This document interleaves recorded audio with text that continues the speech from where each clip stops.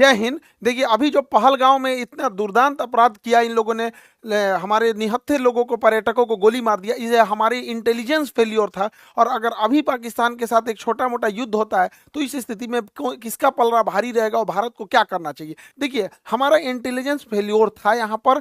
हम लोग को पता था कि पाकिस्तान के बलूचिस्तान में ट्रेन हाईजैक हुई है।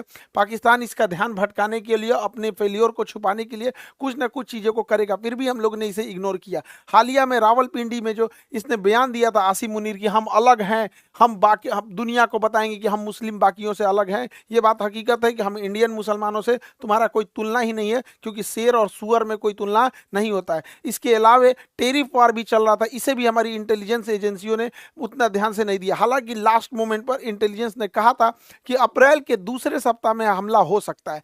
अप्रैल की जब दूसरे सप्ताह में हमला की इतनी सटीक जानकारी थी, फिर भी जब यहाँ पे पर्यटक थे, यहाँ पर इस बसरान घाटी में, यहाँ पर एक भी हॉस्पिटल नहीं था, ना ही एक कोई पुलिस का जवान था, ना ही कोई मिलिट्री थी यहाँ पर। इसके अलावे जब यहाँ पे दुर्घटना हुई, जब आतंकवादियों ने गोली मारा, तो उस समय लगभग आधे घंटे बाद नीचे से आर्मी आ रही है या फिर पुलिस आ रही है। आधा घंटा में तो कोई पर्यटक को तो गोली वगैरह चलाने आता नहीं है, और ये पूरी घाटी खाली थी, कहीं छुपने का भी जगह नहीं था, वहां आराम से गोली मार दिया गया। कुछ लोगों की तो मृत्यु केवल ब्लड लॉस की वजह से हो गई, क्योंकि एम्बुलेंस भी 1.5 घंटा बाद आई थी। तो वहां जब इतने बड़े पर्यटकों का स्थल था, इतने हजारों की संख्या में पर्यटक थे, तो सरकार क्या कर रही थी?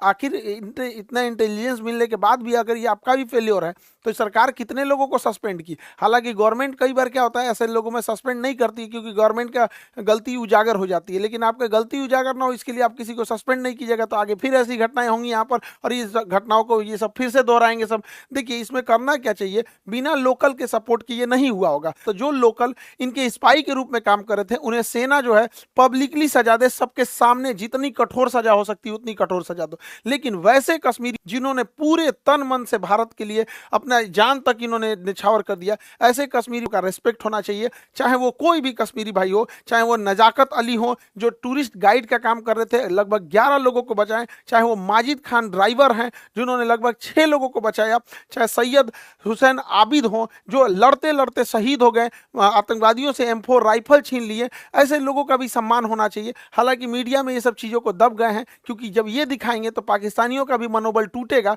पहले ऐसे लगता था पाकिस्तानियों को कि कश्मीर के सारे लोग पाकिस्तान का साथ देंगे, अब ऐसा नहीं है। हम तो महाराष्ट्र सरकार का भी धन्यवाद देते हैं, एकनाथ शिंदे जी का, जिन्होंने ऐलान किया है कुछ पुरस्कार राशि देने के लिए ऐसे परिवार को, और इनका टूटा हुआ मकान भी बनाने की वो बात कहे हैं।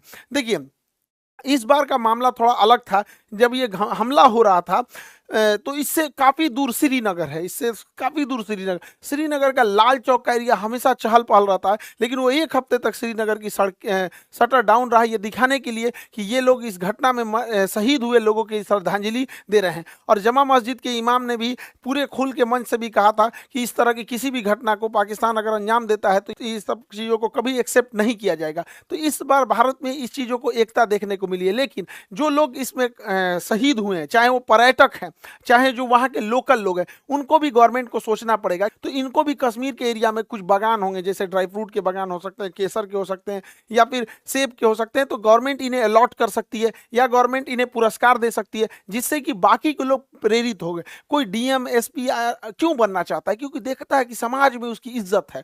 तो ऐसे लोग जो इस तरह से, जो पहाड़ पे चला नहीं जाता है, अपने पीठ पे लेकर बच्चे को लेकर भागे हैं लोग, ऐसे लोग को जब हम समाज में पुरस्कृत देंगे तो बाकी लोगों को भी प्रेरणा मिलेगी, लोग पत्थर चलाना छोड़ के ऐसे कामों में आएंगे। सरकार को इसमें भी ध्यान देना चाहिए। और जो ये बहन को सोचिए क्या बीत रहा होगा, ऐसे शहीद हो गए जो यहाँ पर, इन लोगों को कश्मीर में ये घूमने आए थे पर्यटक बनकर, लेकिन यहाँ पर इन लोगों को एक एरिया सरकार को अलॉट कर देना चाहिए कि ये उन्हीं लोग के लिए एरिया अलॉट रहेगा। जो लोग यहाँ पे शहीद हुए हैं उनके परिवार के लिए ये एरिया अलॉट कर दिया जाएगा। और हर साल 22 अप्रैल को हर साल बड़ी संख्या में पर्यटक फिर उसी जगह पर जाएं, और उसी घाटी पे जहाँ पे आतंकवादियों ने गोली चलाया था, वहां हम लोग दोबारा खड़े होकर लाखों की संख्या में तिरंगा झंडा लेकर भारत माता की गान गाएं और अपना राष्ट्र गान गाएं, और ये दिखा सके आतंकवादियों को कि तुम्हारे गोलियों से हम डरने वाले नहीं हैं, हमारे हौसले अभी भी बुलंद है, तुम्हारे कायराना हरकत से हम नहीं है, औकात है तो हमारी इंडियन आर्मी से लड़ लो यहाँ पर।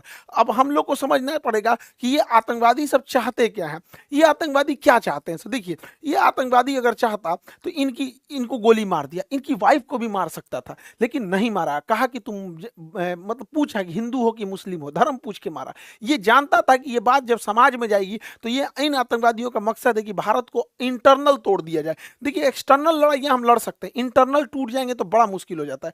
तो जानबूझ के गोली मार दिया और इन्हें छोड़ दिया ताकि समाज में ये बात फैले, ताकि एक दूसरे से नफरत बहुत ज्यादा फैले। लेकिन उसी समाज में ये नहीं जान रहा था, जैसे आबिद जैसे लोग भी थे, उसी समाज में नजाकत अली जैसे लोग भी थे जिन्होंने इन पर्यटकों को निकालने का काम किया। और इतनी बड़ी घटना में जहां पर मेजॉरिटी कम्युनिटी हिंदू है भारत में, और पूछ कर कि तुम हिंदू हो कि नहीं, और गोली मारा गया, फिर भी इस समाज में, इस देश में एक भी दंगा होने नहीं दिया गया। जो बताता है कि हमारा समाज, हमारी संस्कृति, हमारे भारत और सनातन संस्कृति में जो ये जो चीजें हैं, इतना इन सबों की तरह नफरती ये जो आतंकवादी बढ़ रहे हैं सब, इन सबको तो वर्दी पहनने का भी अधिकार नहीं है। इन लोगों को बताइए धर्म जाति पूछ के कौन हत्या करता है किसी का?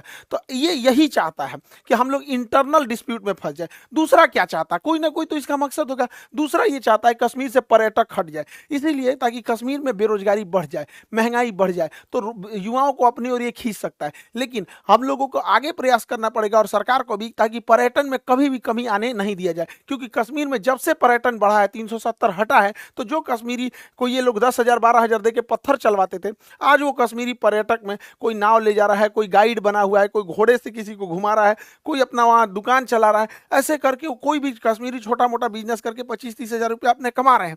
धीरे धीरे जब वो सेटल्ड हो जाएंगे तो अपना घर बनाएंगे, अपने बच्चों को पढ़ाएंगे, अपने लिए कुछ गाड़ी घोड़ा खरीदेंगे, फिर उनकी लाइफ होगी। तो वो कश्मीरियों को समझ में आएगा कि पाकिस्तानी उनका ब्रेन वॉश करते हैं। फिर उनको लगने लगेगा कि नहीं, हमको ये सब आतंकवादी पत्थर नहीं चलाना है, हमारा हंसता खेलता परिवार है। तो भारतीय सेना, भारत सरकार और 370 हटने के बाद बड़ी मेहनत से हम लोग ही गए। आज कश्मीरियों में पत्थर चलाने वाला इन चोट्टों को मिल नहीं रहे हैं सब, क्योंकि वो पर्यटन में एक दूसरे से घुले मुले हुए हैं सब। तो ये हम लोगों की भी जिम्मेदारी बनती है कि कहीं ऐसा ना हो कि इमोशन में आके, गुस्से में आके हम लोग इन आतंकवादियों के ट्रैप में फंस जाए। इस ट्रैप में हम लोग को नहीं फंसना है। अब जैसे सिंधु जल समझौता 1960 में था, इसके तहत क्या था, इन यानी सिंधु, झेलम, चिनाब, इन नदियों का पानी का अधिकार मिल गया था पाकिस्तान को, और सतलज, ब्यास, रावी, इसके पानी का अधिकार मिला था इंडिया को। वो भी हम लोग इसका पूरा यूज नहीं कर सकते, लेकिन भारत ने इनमें बहुत सारे डैम बना दिए। सलाल डैम, बेलगिहार, दुलहस्ती, किशन गंगा परियोजना, कई सारे डैम बना दिया।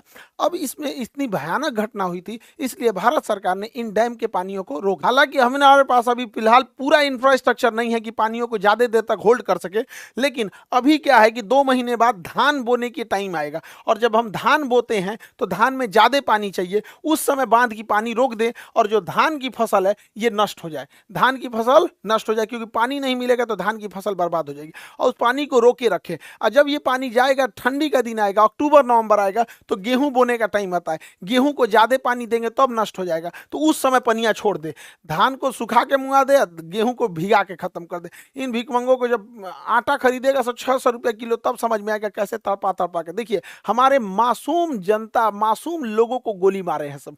जो पर्यटक थे, इन्होंने कोई गलती नहीं किया, तो उन्हें मारे थे सब यहाँ पर। इसलिए हम लोगों का भी ये कर्तव्य बनता है कि सूद समेत उनको लौटा दिया जाए। बच्चा बच्चा पूछे कि अब्बा, पापा, मम्मी, आटा इतना महंगा क्यों हो गया, तब समझ जाएगा कि पानी रोक दिया है भारत वहां पर। ये करना चाहिए। और यहाँ पर बांध का इंफ्रास्ट्रक्चर बना के इन बांध को रेगिस्तान में, राजस्थान के थार मरुस्थल में इंदिरा गांधी के पैरेलल कई नहरें बना के रेगिस्तानी एरिया में भर देना चाहिए। यहाँ के रेगिस्तान में रहने वाले लोगों को पानी की बहुत किल्लत होती है, तो हम ये पानी अपने दुश्मन देश को क्यों दे, जब हमारे पास इंफ्रास्ट्रक्चर यहाँ, हालांकि हमारे पास अभी इतना इंफ्रास्ट्रक्चर नहीं है, लेकिन ये लॉन्ग टाइम है, रेगिस्तान में हम लोग को इन पानियों को भेज देना चाहिए। और जो भी पानी जो यहाँ पाकिस्तान जा रहा है, उसको जब हम इधर डाइवर्ट करेंगे, तो इस एरिया में, पंजाब और राजस्थान की इस एरिया में जो कागज उद्योग है, लुगदी उद्योग है, कार्टून बनता है, कागज बनता है, ये सब में सबसे ज्यादा पानी की खपत होती है। 2014 यूपीएससी में क्वेश्चन पूछा था कि सबसे ज्यादा पानी की खपत किसमें होती है, कागज एवं लुगदी उद्योग, ऑप्शन बी पे लिखा हुआ था। तो इस एरिया में कागज वगैरह का उद्योग डालना चाहिए जिसमें पानी की हैवी खपत है, वैसे एरिया में नहीं डालना चाहिए जहाँ पानी कम है। हालांकि यहाँ पर हम लोग उतना इंफ्रास्ट्रक्चर नहीं बना है, वरना इन पानियों को हम लोग दिल्ली की ओर भी मोड़ सकते हैं। वो मोड़ने के लिए जो सिस्टम आता है उसे एक्वाडक्ट कहते हैं। ये देखिए, ये एक्वाडक्ट है, ये एक्वाडक्ट के रास्ते हम पानी को मोड़ सकते हैं। और एक्वाडक्ट के रास्ते अगर हम दिल्ली यमुना में ले आ दें और यमुना में तेज गति से छोड़ दें तो यमुना नदी में जो गंदगी की समस्या है वो तेज बहाव के कारण बह जाएगा। और आगे एक लोहे की जाली लगा दे जिससे कि जो प्लास्टिक है, कूड़े करकट है, उसे हम रोका जा सकता है और पूरा का पूरा पानी साफ हो जाएगा। यमुना साफ के लिए देख रहे थे, यमुना साफ करने के लिए जोड़ देंगे नदियों को तो यमुना आराम से साफ हो जाएगी, बहाव के साथ आगे बढ़ जाएगी यमुना नदी। पाकिस्तानी सेना सोचती है कि छोटा मोटा एयर स्ट्राइक टाइप की कोई घटना हो जाए जिससे कि पाकिस्तानी सेना का जो जनरल है आसिम मुनीर वो अपने आप को रेलेवेंट दिखा सके कि हमारी कितनी जरूरत है, वो पाकिस्तान को कितना बचा के रखा है। लेकिन भारत को यहाँ इजराइल जैसे सोचने की जरूरत है, यदि एक भी हमला हो तो बड़ा सटीक हो, पाकिस्तान की कमर तोड़ दिया जाए। पाकिस्तान में जो बिजली घर है, भारत यहाँ से जब हमला करे तो इसके बिजली घर को उड़ा दे जिससे कि बिजली ही ना बन पाए। और जो ग्रिड होता है, ग्रिड जहाँ से बिजली डिस्ट्रीब्यूट होती है, ग्रिड उड़ा दे। अगर बिजली घर और ग्रिड उड़ गया, अगर 10 मिसाइल ग्रिड पे मारो, 10 मिसाइल मार देना यहाँ पे बिजली घर पे, पूरे पाकिस्तान में ब्लैकआउट हो जाएगा, सोचने समझने के टाइम ही नहीं मिलेगा। और इस गर्मी के टाइम पे अगर ब्लैकआउट हुआ यानी पूरी बिजली खत्म हो गई तो सारे स्कूल बंद हो जाएंगे, कॉलेज बंद हो जाएंगे, railway station, airport, industry, factory, company, दुकान, सारी चीजें ठप हो जाएंगी। उसके बाद जो इसकी ऑयल रिफाइनरी, ऑयल डिपो है, ऑयल डिपो जो है, ऑयल रिफाइनरी है, इसको उड़ा देने के बाद फ्यूल खत्म। जब फ्यूल खत्म हो गया तो ना स्कूटी चलेगा, बाइक, कार, टेम्पू, मोटरसाइकिल, कुछ भी आगे नहीं बढ़ पाएगा। ट्रांसपोर्टेशन को ही रोकना जरूरी होता है। जितने भी बड़े पुल होते हैं, जितने बड़े मेजर पुल हैं, इन पुल को अगर गिरा दिया जाए तो पुल को गिरा देने की वजह से ट्रेन भी नहीं चल पाएगी यहाँ से और ना ही कोई बड़ी गाड़ियाँ जा पाएंगी। हालांकि ट्रेन को रोकने के लिए सबसे ज़्यादा होता है जो बड़े जंक्शन होते हैं, उनके जंक्शन पॉइंट पे अगर बम्बार्डमेंट कर दिया जाता है तो ट्रेन का आवाजाही बंद हो जाता है। तो भारत सरकार को स्ट्रेटेजिकली हमला करना पड़ेगा और नीचे से नौसेना का ब्लॉकेज लगा देना है और ऊपर से धो देना है, ताकि अगर 2 दिन के लिए भी सर्जिकल स्ट्राइक होता है तो इसका बहुत लंबा इंपैक्ट पाकिस्तानी अर्थव्यवस्था में दिखना चाहिए कि अगले 10 साल तक पाकिस्तान उसकी भरपाई ही करते रह जाए। देखिए, कश्मीर से ही ज्यादा घुसपैठ इस होने का एक बड़ा कारण ज्योग्राफिकल टेरेन है। वहां ज्योग्राफी की जो बनावट है, एक पहाड़ है, उबड़ खाबड़ है और इसमें इतने घने जंगल है, इतना घना जंगल है कि हाथी छुप जाती है इन जंगलों के बीच में। तो इसके बीच में आतंकवादी को छुपना तो बड़ा ईजी है। तो भारत सरकार को और सेना को एक कड़ा एक्शन लेना पड़ेगा। पर्यावरण जाए साइड में, यहाँ पे पहले देश की सुरक्षा जरूरी है। वहां पे जो बॉर्डर का एरिया है, लगभग 1 किलोमीटर चौड़ाई में जितने पेड़ हैं उन सबको साफ कर देना चाहिए। इन पेड़ को साफ कर देना चाहिए। जैसे देखिए, यहाँ पर कोई भी आतंकवादी छुप सकता है, यहाँ छुप सकता है, यहाँ छुप सकता है, यहाँ छुप सकता है, लेकिन ये जो बीच वाला एरिया है यहाँ कोई आतंकवादी नहीं छुप सकता है। तो ऐसे जो एरिया है बॉर्डर से सट के लगभग 1 से 2 किलोमीटर की चौड़ाई में पूरा साफ कर देना चाहिए जंगल। लेकिन दिक्कत यह है कि अगर साफ कर देंगे तो कोई भी आएगा तो दिख जाएगा, तो ये तो ठीक है, लेकिन दोबारा जंगल उग जाएंगे। तो ऐसे क्या किया जाता है, एक सीमेंट ब्लैंकेट आता है, सीमेंट का कंबल होता है, उसको बिछा दिया जाता है, उसके ऊपर पानी का फुहारा मार दिया जाता है। तो बरसात से पहले बिछा दे, पानी का फुहारा मारेंगे, सट जाएगा, जमीन पकड़ लेगा, फिर उसके ऊपर कोई चीज नहीं उगेगा। तो 1.5-2 किलोमीटर खाली हो गया, कोई आए दंदना दो यहाँ पर। लेकिन ये क्या करेंगे सर, फिर सुरंग खोद के अंदर से आएंगे सर, थोड़ा पैसा लगेगा। एक ड्रेजिंग मशीन आती है, जितना गहरा खोदना है उतना गहरा ये खोद सकती है, ये खोदते हुए आगे बढ़ती है। तो ऐसे क्या है कि जहां तक, क्योंकि सुरंग खोदेंगे सब, मिट्टी से खोद सकते हैं सब, तो बॉर्डर के पास इन ड्रेजर मशीनों को लगा के पूरी ड्रिलिंग कर दे और उसमें सीमेंट, रीइंफोर्समेंट सीमेंट छत डाल के और ढलैया करते हुए चले जाए। यहाँ पर अडानी के पास तो सीमेंट की कमी है ही नहीं है, सरकार उससे लेके और डाल दे यहाँ से वहां तक पूरा अंदर अंदर दीवार टाइप का, क्योंकि नीचे से सुरंग में भी